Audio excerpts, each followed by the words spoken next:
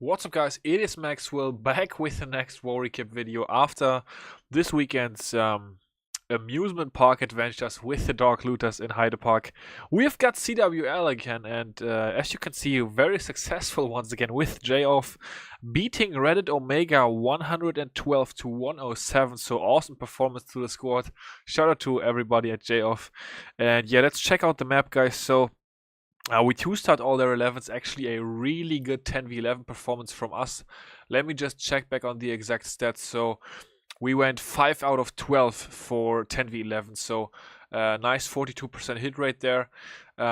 They went 4 out of 14, and as you can see, left one of our 11s on the board. As far as the 10s goes, obviously quite a few 10s left standing for Red Omega. We had 3, I guess. Yeah, 3 left on the board. Breakdown was 5, 15, 20. The quote-unquote standard breakdown for CWL right now. And let's jump right into the first Town Hall 9 attack, which is going to be coming on number 36 right here. We've got Mac Babak coming in with the Queen Walk into Go Boho. So definitely one of my favorite attack strategies. You guys know it. J-Off with a horrendous Town Hall 900 last week. But this week, much improved. 53% Town Hall 9 hit rate, 19 out of 36. Still not great, not exactly awesome, not what we are looking for. But 20%, almost 20% better than last week. So, yeah, we got to be happy with our improvement right there. And it definitely made the war a lot easier. Couple more scouts, and yeah, I believe we scouted 4 times, if I can read the stats correctly. So, yeah, 4 scouts was enough to set us up for 4 10v10s actually, so that was awesome. Reddit Omega with 0 10v10s, so shout out to our base builders, awesome job defensively, held them to, yeah, no 10v10s at all, so I don't know if that's ever happened for them before inside CWL. Definitely very happy with the defense here, and yeah, they were struggling 10v11 also. They went 4 out of 14, 29% hit rate right there. So also the 11 bases held up pretty well. In case you're wondering about my base, that one actually defended 4 times also. So 4 or 5 times, I don't quite remember, but that was pretty awesome as well. So yeah, overall, lots of happy faces over here this week. Lots of smiles, and a very sweet victory, of course, for us. As far as the predictions went, nobody really had us as the favorite, of course. They all said Reddit Omega was probably gonna win this one easily, and to be honest, I expected more from them as well. Just overall, like, yeah, not quite what I was used to with them. So I don't know, a poor war for them, but a very good war for us. Even if they had played better, I still believe that we would have been able to win this one. I mean, we had 1 dip fail. They also had a... Oh, we had 2 dip fails. I'm seeing that right now. Okay.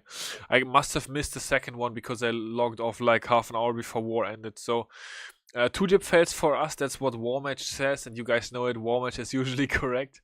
2 dip fails for us and 1 dip fail for them. So yeah, the 11's not quite as solid as last week. Although I didn't fail, fortunately. So that was good. But... yeah, no, 2 dip fails for us. Last week we went perfect for the 11 versus 10. So, yeah, 11's gonna have to step it up again next week to be competitive. But other than that, a very good war for sure. A very nice war from our side across all Town Hall levels. And yeah, especially the 10s. I mean, the 10s really beasted it. 4 10v10 triples. Almost had 5. And a very good performance 10v11 as well.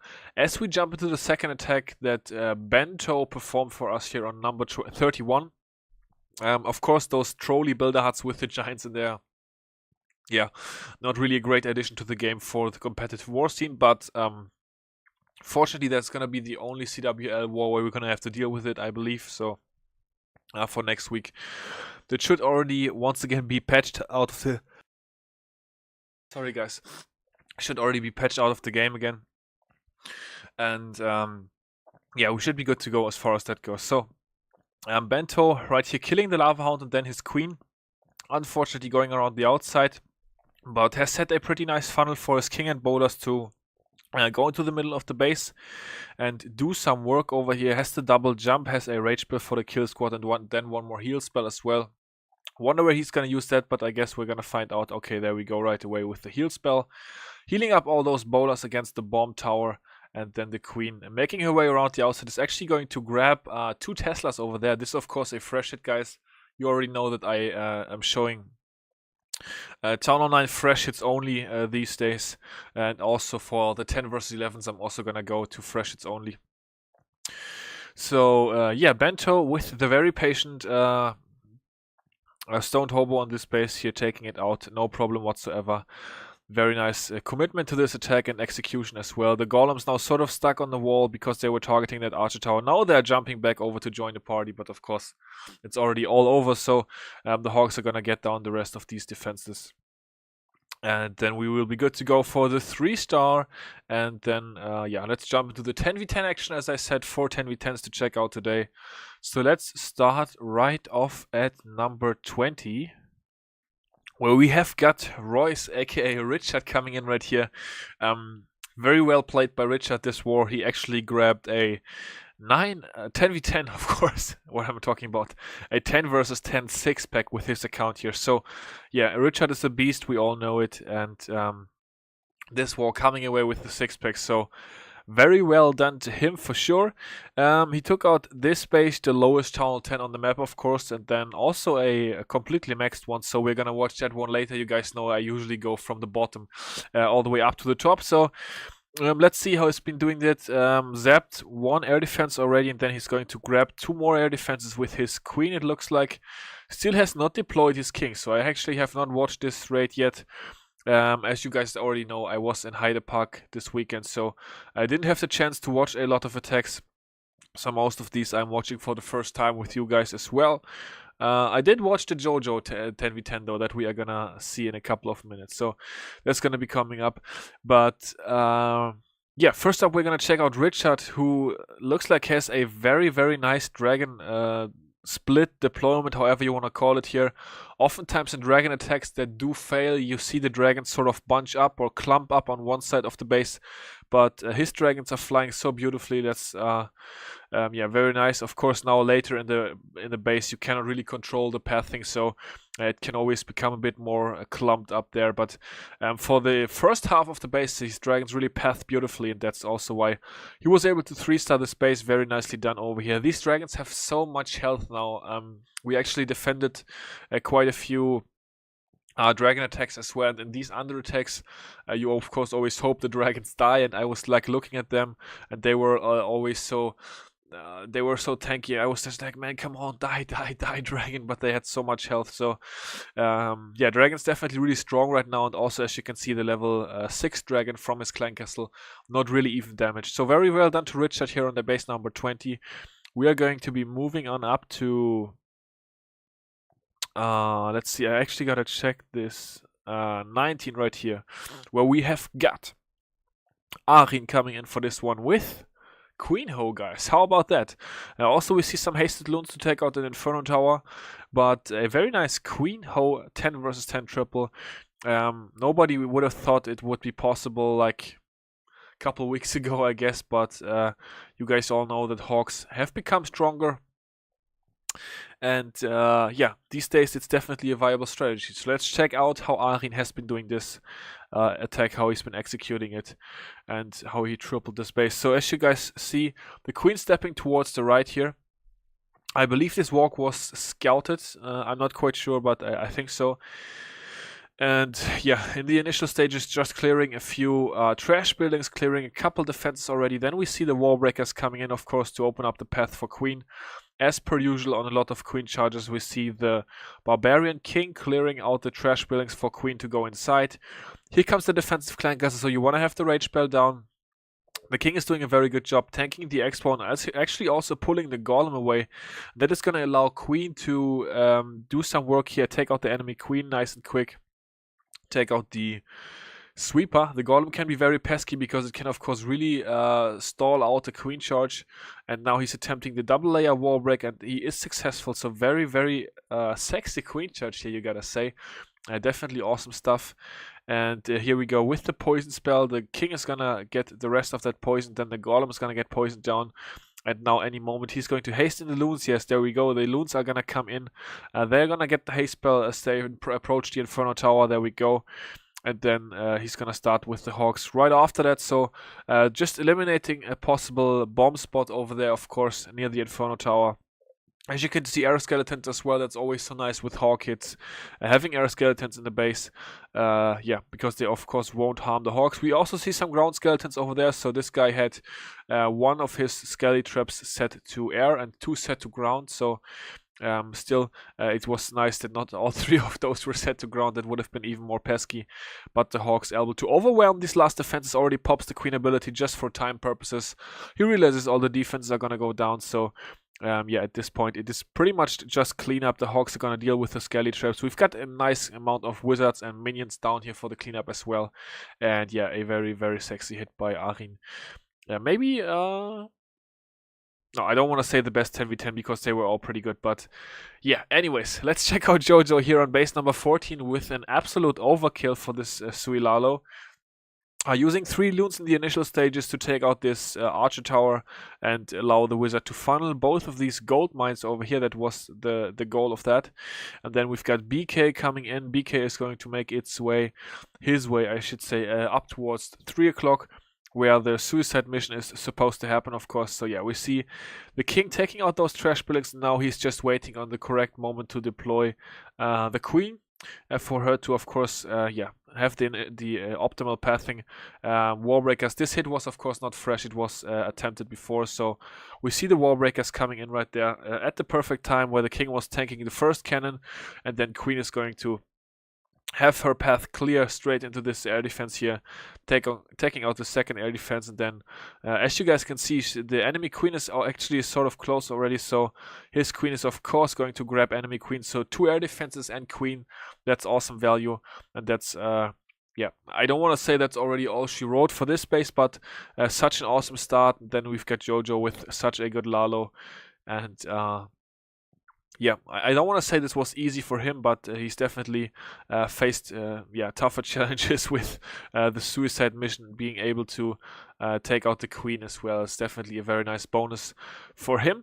And yeah, on point spell placement as we usually see from him. So just making its way through the Teslas here. The Lalo is, there goes the haste spell, and then we've got the free spell coming in as well on top of that Inferno Tower, and then actually missed the Wizard Tower, so not able to freeze that, but still so many loons left. And yeah, guys, as I already said, this one qualifies for an overkill.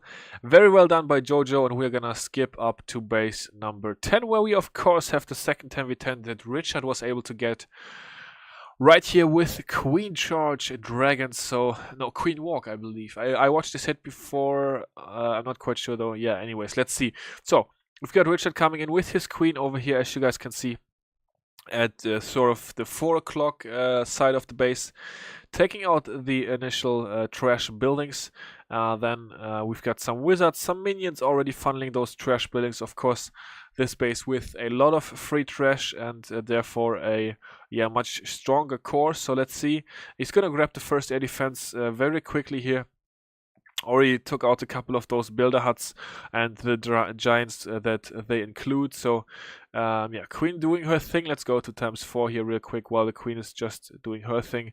Rage spell for the enemy BK mainly, of course, takes out the enemy BK in the rage spell. 2 point defenses onto his queen here as well, so that's why he definitely had to rage. Is the queen? No, the queen is not going to be able to reach the expo there. She's going to walk around the outside here. And then I believe he's already gonna start with the dragon soon. I don't quite... Oh yeah, okay, there comes the BK. And then we've got sort of a drag Lalo here, is what we should probably call it. One hound tanking, couple loons then behind, as we oftentimes see. And then the dragons in. Don't forget the rage spell, by the way, on Queen. Queen taking a lot of damage there. Actually has to use rage spell and ability as she was in Inferno range. So King doing a nice job funneling over there. Some more loons being hasted in to take out the archer tower as well as the air defense. So yeah, very nice that was able to happen. No Tesla blocking the hasted loons there. Unfortunately, the king lures out the clan castle, so that was definitely not the plan. The clan castle was supposed to stay inside, of course, the entire time, but the dragons are now gonna mess with the lava hound, take it out, and then have to deal with the lava pups.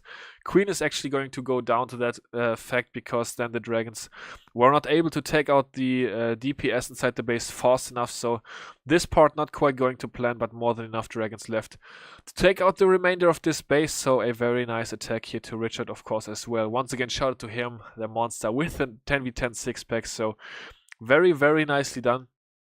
And that's going to move us on up to the last 2 attacks for today, and those are both going to be 10 versus 11 hits. We're back, and here you guys go with the first of 2 10 versus 11 hits that I'm going to show you.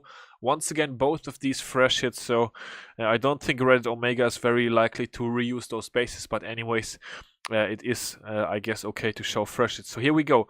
Curry coming in with the very cool 3-finger loon drop right here, pre-planted rage spells, haste spells, all that good stuff. Shout out to Curry, he actually also MVP'd it for us this war, came away with the 10 versus 11 4-pack, so very, very well done to him. We are going to shout out all the successful 10v11 hitters as well, because they, as I said, did an awesome job inside this war. So want to give credit to all of those guys, credit where credit is due.